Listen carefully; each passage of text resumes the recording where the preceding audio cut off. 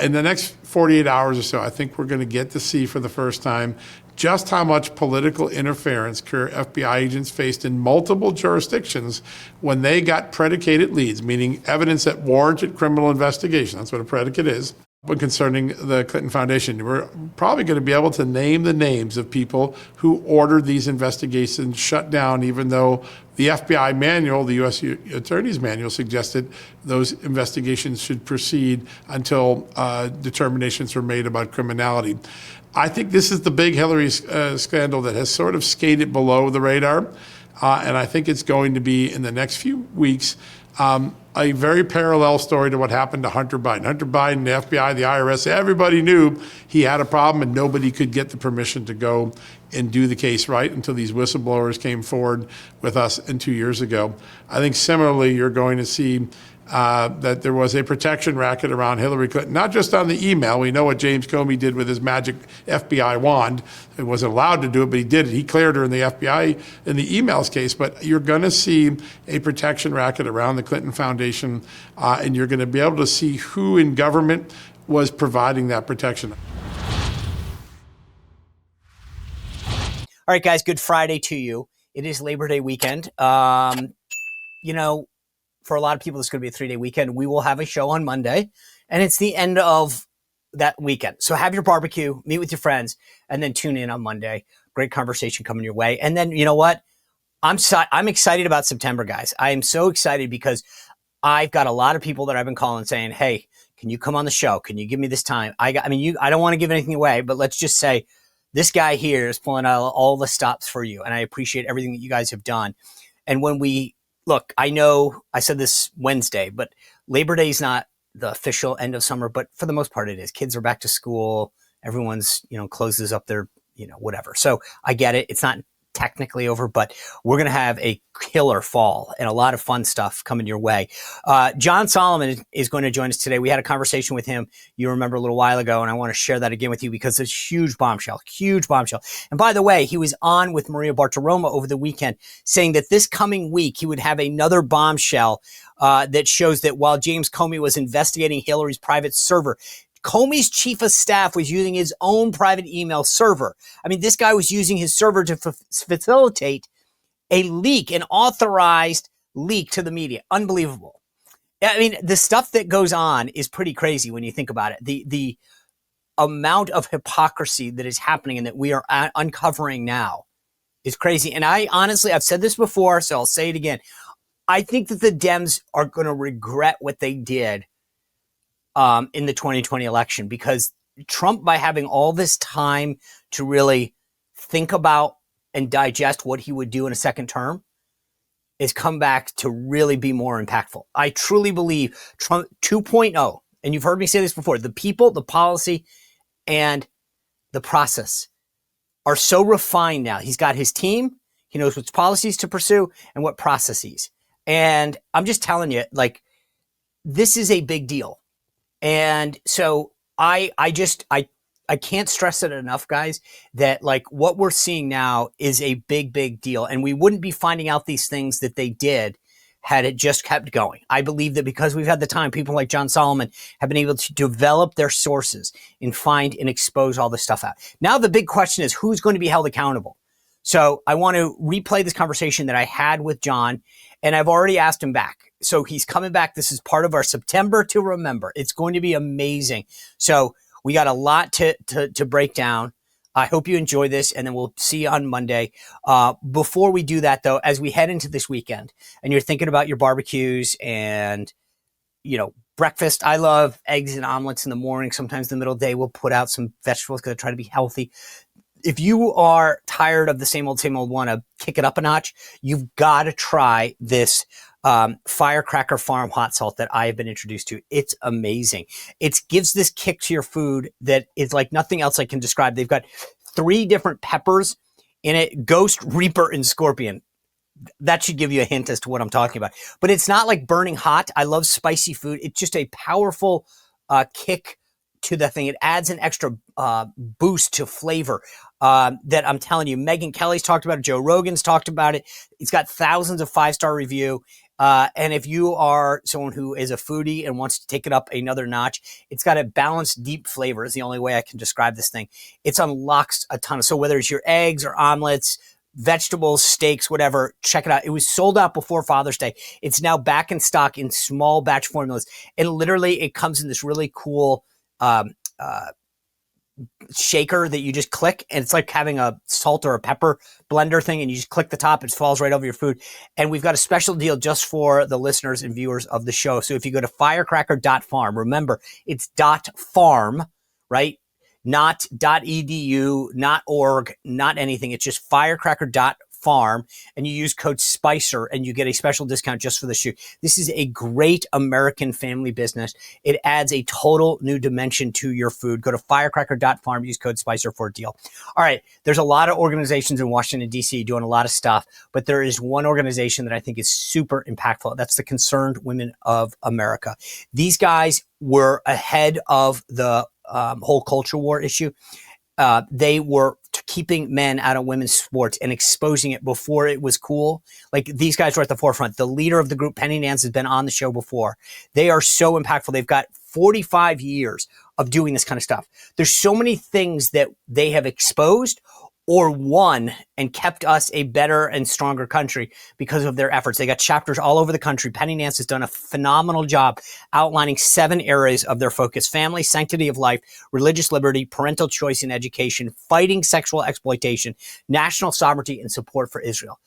Listen, if you're a mom watching this right now, no offense to dads, because I'm one, but moms, you know better than anyone that you are on the front lines of this cultural fight. The kids are seeing it at school, with their friend groups, online, and it's up to groups like Concerned Women for America to keep them safe, because the left and the media and Hollywood don't want that. So Penny Nance and Concerned Women for America are doing amazing work, and I am pleased to help to support them. For a donation of $20, minimum $20, you can get a copy of the new book written by Penny Nance herself, A Woman's Guide, 7 Rules for Success in Business and Life, and help support their efforts. So you actually get something really cool out of it. It's an amazing book. As I said, these 7 rules. And if you don't want it, send it to a friend, because we got to spread the word and build the movement the same way that they are doing. So go to concernedwomen.org/Sean, SEAN, for your copy today, and to help support them continue to do the great work they're doing. concernedwomen.org/Sean. All right, without further ado, my good friend and the head of Just the News, Mr. John Solomon. John, great to see you again. Last time you were here, I mean, I feel like, let's just start. I want Powerball numbers. Give me Powerball numbers. Last time you were here, you're like, there's going to be a strike force. There's going to be a grand jury. And like, boom, boom, boom. It's like, now I want, what should I play the numbers tonight? Because I feel like you were dead on.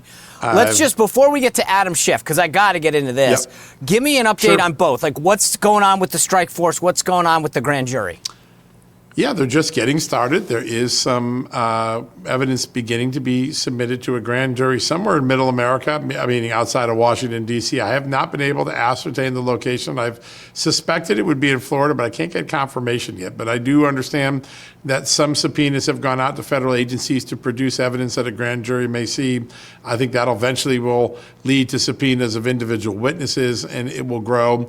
But it is following the normal processes that a Justice Department used to follow, let's say, back in the Reagan era when politics weren't involved. Career people make a decision to open a case. Career people say it's big enough to do a strike force. Strike force leads to grand jury. They're following the normal steps. They're not doing the secret hand in Washington, pulling something in the door and doing it their way, like James Comey did, or like what happened early in the Trump administration, where Mueller gets basically invented as a special prosecutor case when there was no, as we now know from John Durham, no predicate even to do that. So they're following the normal steps.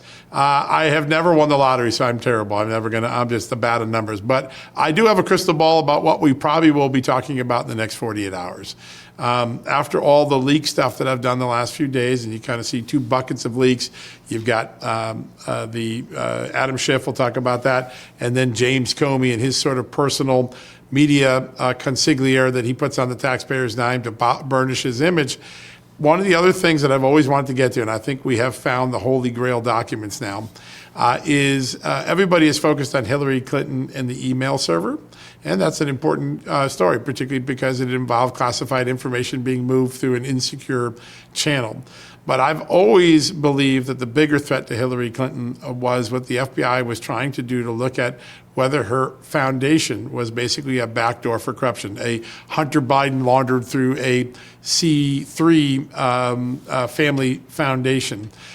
In the next 48 hours or so, I think we're going to get to see for the first time just how much political interference career FBI agents faced in multiple jurisdictions when they got predicated leads, meaning evidence that warranted criminal investigation. That's what a predicate is. But concerning the Clinton Foundation, we're probably going to be able to name the names of people who ordered these investigations shut down, even though the FBI manual, the U.S. Attorney's manual, suggested those investigations should proceed until determinations were made about criminality. I think this is the big Hillary scandal that has sort of skated below the radar, and I think it's going to be, in the next few weeks, a very parallel story to what happened to Hunter Biden. Hunter Biden, the FBI, the IRS, everybody knew he had a problem and nobody could get the permission to go and do the case right until these whistleblowers came forward with us 2 years ago.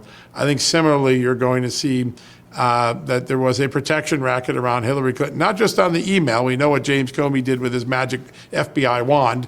He wasn't allowed to do it, but he did it. He cleared her in the FBI in the emails case. But you're going to see a protection racket around the Clinton Foundation, and you're going to be able to see who in government was providing that protection. I think that's a very important moment for all of us to digest. So I just want to make sure I'm hearing this correct. That we knew that there was some nefarious stuff, some shady things surrounding the Clinton Foundation. But according to what you believe is about to happen, we are going to find out that certain individuals called off the dogs and said, do not look into this any further? Yeah, I think you'll see words to the effect of shut it down. We're not going there, things like that. And what's interesting to me, and again, I'm still doing the work, but it looks like there were 2 or 3 separate FBI offices or 2 or 3 separate investigations in multiple jurisdictions into various allegations of pay to play. Again, the Clintons should be presumed innocent. That's something the Democrats never did for Donald Trump. But the fact that the FBI had enough information to open up an investigation during the 2015-16 timeframe when she's moving from Secretary of State to presidential nominee is significant news. And if there are political players hovering above the career apparatus that were interfering, obstructing, ordering a shutdown, I think that's going to be a really important piece of this story. We believe the cycle, Sean, like we talked about last time, is Democrat has a problem. Hillary Clinton with the foundation, Hillary Clinton with the email. They wave that off, they protect that person, and they project a fake scandal on Donald Trump called Russia collusion.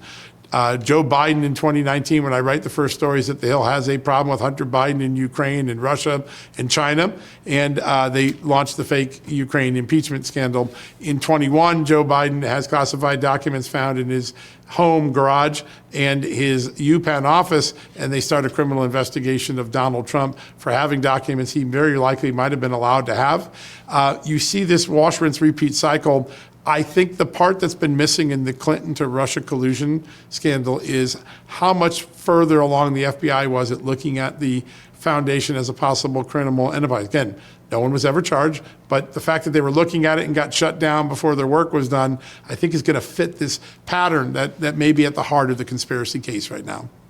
So my guess is that if FBI launches an investigation looking into somebody, it would take somebody very senior, either in the FBI or higher up in the Department of Justice, to say, stop. Yeah. My guess is it comes somewhere near the director's level at the Bureau or the Attorney General's level at the Attorney General. Now, I want to wait and see what the evidence comes in. But typically, in the times we have seen sort of political meddling in cases, an AG or a FBI director is involved, and often their deputies get tasked to do the hard work, right? Hey, guys, I'm bringing you a message from the director, from the AG, you're shutting this down. Let's see if it follows that pattern. That is a pattern that has happened in earlier political political meddling in the Justice Department all the way back to the 70s when, in Watergate, you had John Mitchell, the Attorney General, trying to stop the FBI from investigating Watergate. You had high-up officials in the CIA trying to hide evidence or to scare off the FBI from doing its job. Let's see if it rises to that level. I mean, in Nixon, it was the Attorney General. Let's see where it goes. But there's a history of this, and let's see if it follows that pattern. So as you're saying this, though, I'm putting this into my own head right now. So let's just say this is all true. If you think that Comey, I mean, I don't know how the director of the FBI wouldn't know, whether he's complicit or not, he would have to know that his agency was being told to do something or stop doing something. And then months later tells Donald Trump, hey, by the way, there's this annex. As I've told you, I was one of a handful of people in that room that day when Comey interacts for the first time. And by the way, John, I've said this to other folks, Donald Trump wasn't a politician, right? So the first interaction he ever has with the FBI director is in a meeting where the FBI director says, why don't we go to the corner of the room because I have something to share with you privately. And subsequently, everyone says, I can't believe Donald Trump thought you could have these one-offs with the FBI director, to which my answer has always been, why wouldn't he think that? That's how it all started, and it was initiated by Comey. But getting back to this for a second, Comey at some point had to know either he was directing or he knew who was directing if any of this plays out. It then leads me to believe, to your point about the pattern, that all of these things that he's doing, don't hire Mike Flynn, there's an Annex A, here's what I'm doing. He talks openly in interviews about sending FBI agents over to the White House because, quote, why not? So if this is true, doesn't this, I mean, then Comey is really, I mean, this isn't just a pattern. I mean, anyone who's watched Law and Order is going, this seems like this guy was setting the guy up. Yeah. Well, listen, there's no better evidence of that than the January 5th, 2017 meeting with Barack Obama and James Comey, and I think Sally Yates and others are in that meeting, if I remember correctly.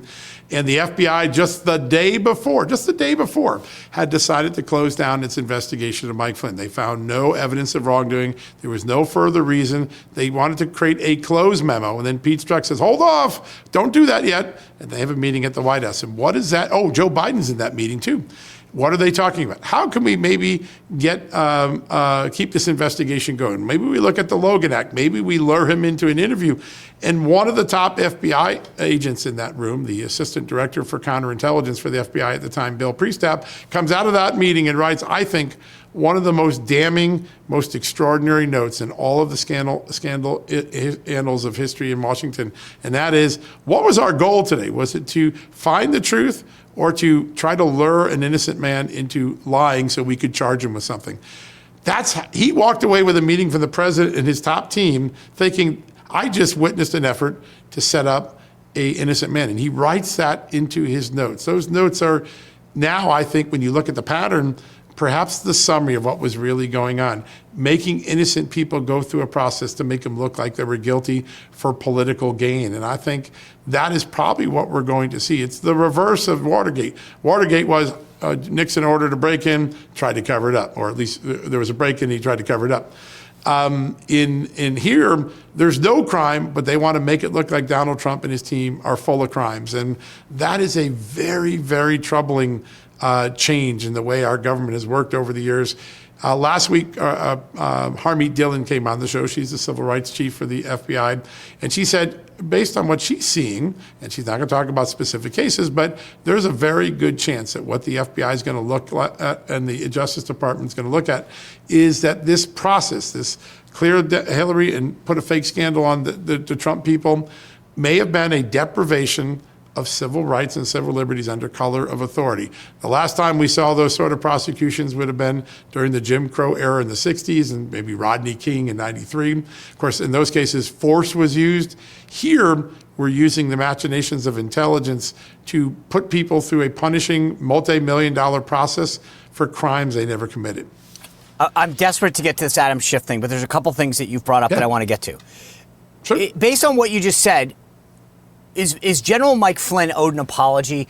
Or, I mean, I think about all the meetings that people had in the last couple transitions with foreign figures. Like, is he owed an apology? Is he actually guilty of anything?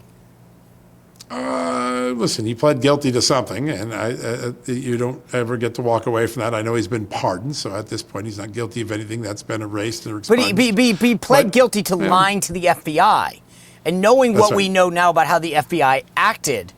I mean, look, John, you've covered this way more than anybody else. John, you've covered all this stuff. And I know from talking to everyone from Alan Dershowitz to whatever, when the full force of the Department of Justice comes down on you and says, well, John Solomon, I tell you what, you either plead to this because we got you did lie, or we're going to destroy your entire life, John Solomon. We're going to bankrupt you, your kids, your wife, your family, your dog. We're coming after you. Or you can plead guilty to this misdemeanor and, what do you want to do? So all the things that you mentioned are exactly what Mike Flynn did. I've always tried to stay out of the category of expressing an opinion about what's owed. I can tell you that the way Mike Flynn was treated violates the Bureau's Domestic Intelligence and Operations Guide. It violated the U.S. Attorney's rules. You don't set up a innocent man for an interview he's not supposed to be interviewed for in hopes that you lure him into a false statement so you can charge him, which is what the notes from Priestap suggest was the motive of the president.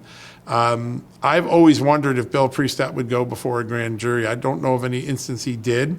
I don't get a sense that he cooperated with the Durham investigation when you read the report. But if I'm the special prosecutor or the strike force team leader, I'm thinking those notes are going to make me compel Bill Priestap to testify about what he witnessed in that meeting. In there, most Americans I've seen, and I think the polling shows that most Americans think Mike Flynn was treated wrongly and badly.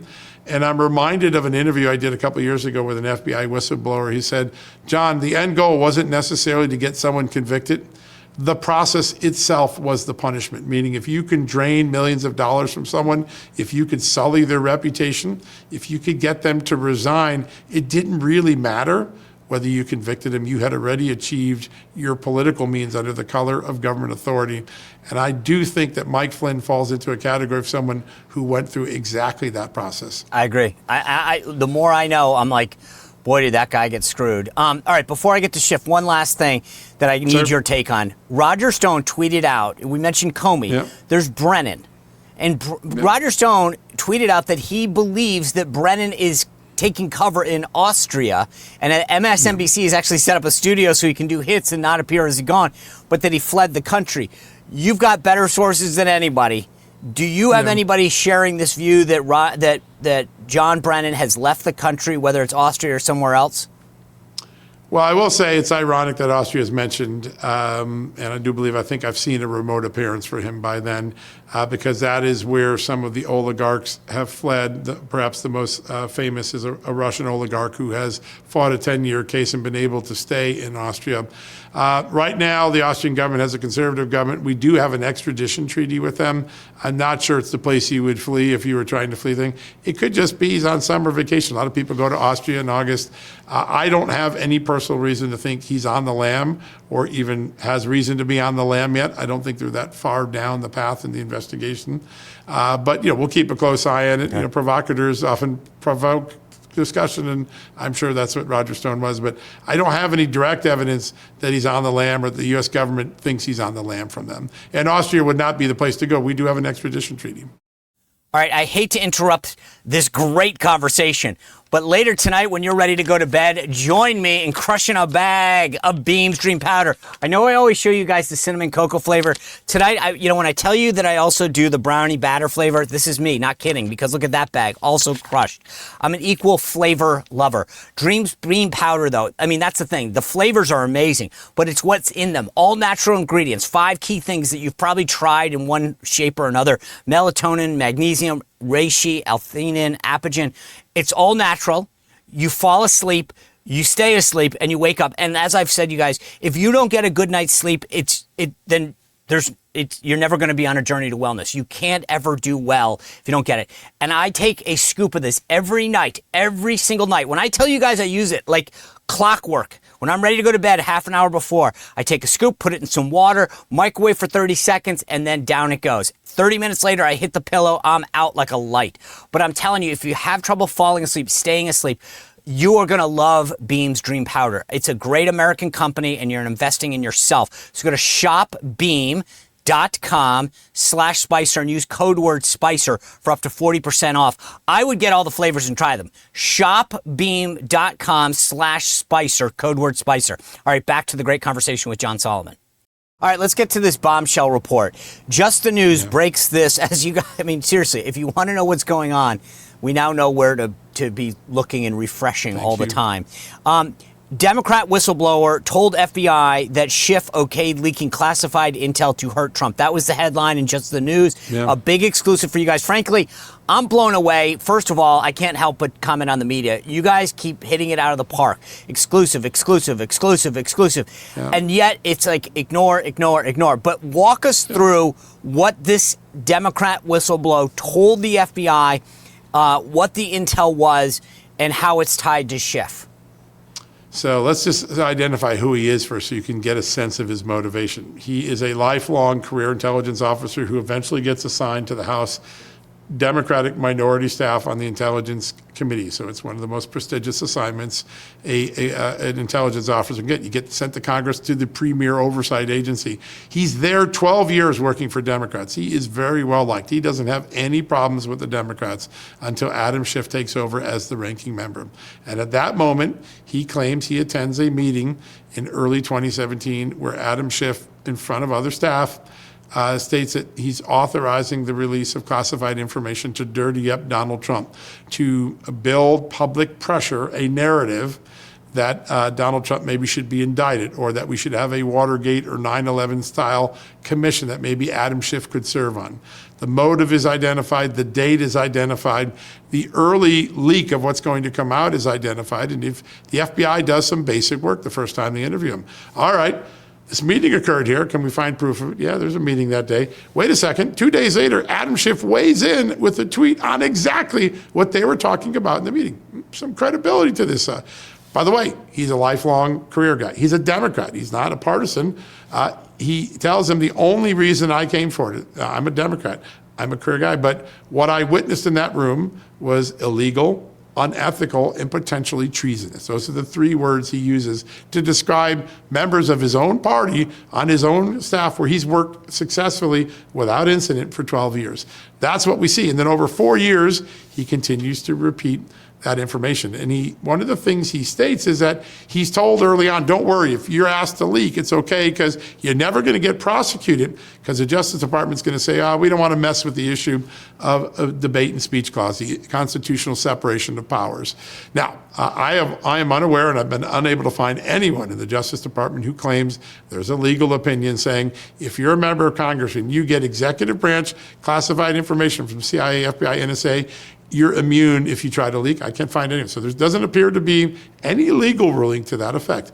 But son of a gun, just like the whistleblower says, at some point, the FBI goes to the Justice Department, and the Justice Department tells the FBI, you know what? We don't want to mess with that debate and speech clause. Exactly what Adam Schiff predicted the Justice Department would do. The whistleblower seems to have some credibility. He's not hearsay. He's a first-hand witness to a meeting that the FBI was able to corroborate the date of the meeting. They were able to corroborate that Adam Schiff did something publicly that matches what was talked about at the meeting. So it had a lot of credence, but it really ended up going nowhere. It's interesting you say that because as you were talking, I've been around classified information for over 25 years, and you have to have a source of classification that can classify things and then unclassify them. And I was thinking about it, scratching my head as you were talking. Like, I've never heard of any member of Congress having classification authority. So beyond this, Adam Schiff, in theory, is asking someone to break the law because the speech and debate clause, I would assume, applies to members of Congress. Even if you stretched it to classified information, you couldn't argue. I mean, by the way, there is a bit of irony. They go after Donald Trump for boxes of information that the president clearly has the ability to classify and declassify. But Adam Schiff, this would be a complete and utter violation as a member of Congress. And he's arguing to do this. So let's kind of just unpack this for a second. Where does this go from here? Like, is this just hearsay? Is it a whistleblower? Is the Department of Justice acting on it? Is there an active investigation? We don't know if there's an active investigation. We do know that there is one provision of the statutes that allows for the statute of limitations to go to 10 years, which would take the expiration of potential criminal exposure to 2027 because the allegations in the meeting occur in early 17. That is if someone did it knowingly and willfully. When you look at what the man describes, he's clearly instructing his staff to do this, and there's also an explanation about why, even though you think this is illegal, you're not going to get caught. That sounds pretty knowing and willful if his account is accurate. There is some corroboration, but when the FBI went to interview other staffers who allegedly attended that meeting and were involved in the leaking, each staffer gave the same answer Adam Schiff allegedly gave his staff in the meeting, which is, we're not cooperating. We have speech and debate clause protections, and the Trump Justice Department didn't try to push, and Trump didn't try to push the limit and contend that. And so it gets swept under the rug. It's going to get looked at. All these new documents that are coming out are going to be part of that strike force. Where it goes from here, I don't know. But there's an interesting decision that faces John Thune, the Senate Majority Leader now. He's the leader of the Senate. This allegation is now sitting out there. It's for everybody to read. It's very specific. It's never fully contested. And the John Thune, members of Congress don't get a security clearance. They get access to classified information by virtue of their job, but it's under an arrangement from the executive branch. And I think one of the questions I asked Jim Jordan, I've asked Tulsi Gabbard, I've asked the president's team at the White House, and we're trying to get a hold of Thune is, given this, until you resolve whether this is true or not, there is a pretty serious allegation that a member of Congress doesn't care about classification he may leak. Do you suspend Adam Schiff's access to intelligence until you resolve whether this is a question? This happened in 2017 and 18 when Adam Schiff temporarily got Devin Nunes disqualified as the chairman of the House Intelligence Committee for allegations that turned out to be bogus. But Devin Nunes steps aside. Democrats ask for it. It happens.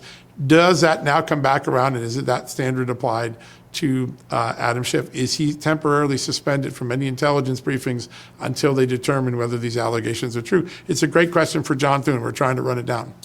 But John, I said this a moment ago, and you guys break all this news, just the news, but when an allegation of this level comes out, again, it's not a bogus source. It's a Democrat on the committee. That's not some random partisan or a pundit, secondhand hearsay, as you know. It's a firsthand source. Is there anyone aside from just the news that's picking this up and covering it? Oh, yeah. Really? Yeah, there's lots of people have covered it. Millions of people have probably read the story just by virtue of the number of views we got on our site. But I've seen lots of other people cover it over the last few days. But did anyone in legacy media? I didn't see the Washington Post. Some did. Yeah, no, not the Washington Post or New York Times yet. No, but they'll get to it a few days from now with their own spin. I'm sure they've covered a lot of the things that we've broken in the last couple of months. Several days later, but at the end of the day, here's one of the great things about the moment we live in. Why your show is so meaningful, what I try to do at Just the News is so meaningful. We are no longer hostage to the gatekeepers of the legacy media. They have yielded so much trust from the American people because of the way they've conducted themselves the last 10 years that you don't need them to validate or to confirm or spread a truthful story around. We have just as much reach, we have just as much power. And when people say, I don't believe you, John Solomon, I'm going to say, all right, I'm going to tell you, how did this happen? I wrote 4 years consistently while being smeared by my own profession and by Joe Biden's henchmen that Hunter Biden had a corruption problem and the laptop was real. In 2022, before the IRS whistleblowers came through, 77% of Americans said they believe that Joe Biden and Hunter Biden had done something wrong. Now, they didn't get that from the New York Times, CNN, CBS, NBC, ABC, all. They got that because people are now consuming news in places like your great show and what we do at Just the News. So I don't even care. After watching what the traditional media did to me, they didn't often seek fair comment from me. When my story turned out to be true and they had sullied me, they never came back and said, John Solomon was right. I don't need the legacy media. I don't read them very often because I don't find them quite compelling anymore. But neither do rest of Americans. And I think the great news is we're no longer hostage to their gatekeeping capabilities. Yeah, that's right. It's interesting though, on this story, there is now, you also wrote a follow-up story that says FBI Director Kash Patel released bombshell documents to Congress showing how agents traced classified leaks to sources, but DOJ didn't act. Yeah. So this goes back, now this isn't the current DOJ, this is the old DOJ. Right. But this is an extraordinary story. We've always known for at least 4 or 5 years now, 4 years, maybe a little bit longer, that Daniel Richman, a Columbia law professor, was brought in by James Comey and admitted that he gave some of Comey's emails or relayed information from some of Comey's emails with the president to the media to try in these leaks right after Comey was fired. What we didn't know was what Richmond believed his job was. Why was he put on the taxpayer's payroll as a special government employee beginning in 2015? We get that for the first time in these memos, which reveal that Richmond told the FBI, under direct questioning from agents, he was brought in to burnish James Comey's image. He believed that Comey had been hammered in the media after the Hillary Clinton email scandal, and his job was to make him look good. He had a relationship with Michael Schmidt at the New York Times, and he leveraged that relationship with Michael Schmidt to burnish James Comey's reputation and to, quote, set a narrative or something, I don't know if it's a direct quote, but his goal was to set future narratives, i.e. the Russia collusion narrative. And in the course of learning that, the FBI realized he attended a meeting with Comey where highly classified information was shared with Daniel Richmond because he's on the taxpayer's payroll. I think it's a good question for all of us to ask, why did the taxpayers pay for someone so that James Comey could have a PR representative burning his image? I think that's a good question. Is this PR person, though, the FBI, like is he FBI media relations or is he outside counsel, like an outside PR guy? He's an outside advisor, and he specifically said, I worked around the FBI's official press office. He went around so the FBI's taxpayers are paying for like a PR consultant. Right. And just to be clear, to your point. Yeah. Now, in fairness, he's also a lawyer, but yeah. Well, wait. Yeah. But the FBI has a media relations department that you could direct your team to. I mean, that's what, I mean, I've been a PR flack for years on the government dime. Like that's part of your job, wink nod, is to say my boss is great. This is them saying, no, we're not going to use the FBI's own media relations team. We're going to hire this outside dude to be a consultant just to focus on making I want to remind people what that FBI press office often did. It was run by a guy named Mike Corton, who I think really viewed the public as his client, not the FBI director as his client. And back in October of 2016, when the New York Times and I were asking questions about Russia collusion, the FBI told the New York Times and me in 2016 that there was no there on Russia collusion, that it hadn't really checked out. That kind of undercut the whole James Comey, Andy McCabe, Peter Strzok narrative, the John Brennan narrative. So it appears that Comey went outside to get someone who might spin a different narrative, and Richmond does help spin that narrative. And at some point, they realize he attends a meeting, he gets highly classified information, and then he talks to a reporter who then eventually reports some of that information that is highly classified. And of course, the FBI had a pretty good reason to suspect maybe that's the leaker. So they bring him in and they interview him. And the news in this document, we've always known that Richmond leaked the memos. We didn't know that he was interrogated over classified information specifically until these documents came out. But he's asked, did you leak classified information? And his answer is going to fall up there probably with Bill Clinton's famous Monica Lewinsky answer in the grand jury, which is, it depends what the meaning of is. He was parsing words. It's probably the greatest non-denial in a long time. Well, this guy may be up there with it because he says, I'm pretty sure I didn't confirm the classified information, and I'm almost sure with a discount that I didn't leak the document. Just think about it. He needed a discount on his answer in order to say that. That is a shocking answer. And of course, the FBI doesn't seem to follow. What do you mean a discount? Are you telling us the truth or you're not? We can't find evidence he was brought before the grand jury. Maybe he did, but we don't see it. So it's left at that.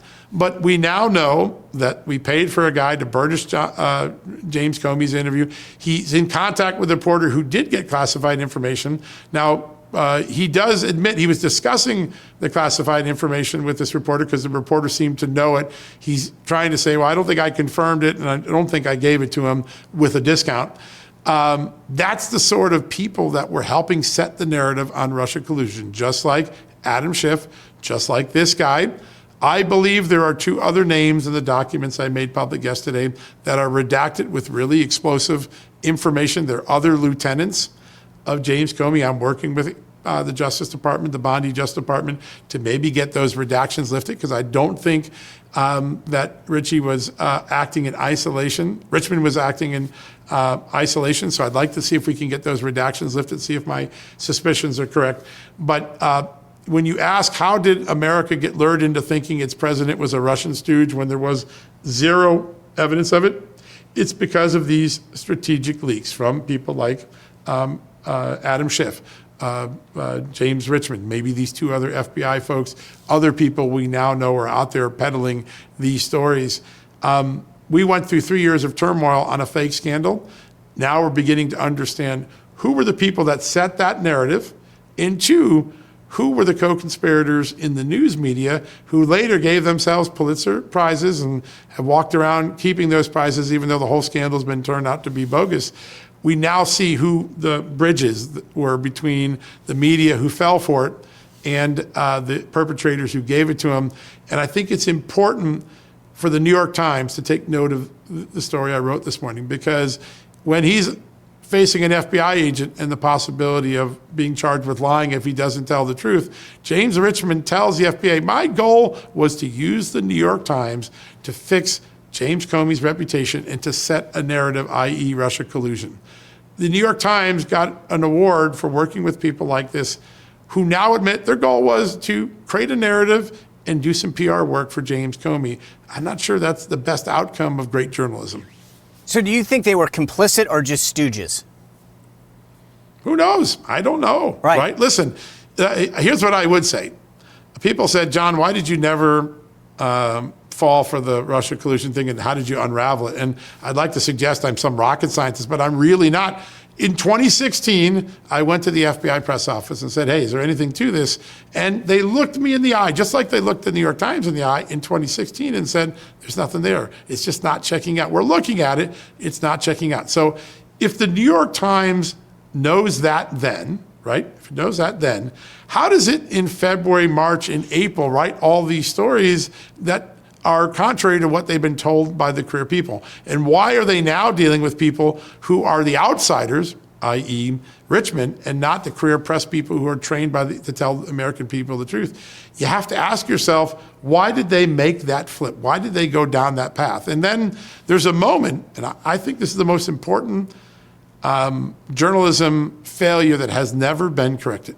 In February of 2017, the Pulitzer-winning New York Times wrote a story. Now, thankfully, they didn't submit this particular story to the Pulitzer board, but it's in the middle of their award-winning pat-on-the-back journalism that they gave themselves, saying that Donald Trump, the U.S. intelligence has evidence that Donald Trump was conspiring with members of Russian intelligence to hijack the 2016 election.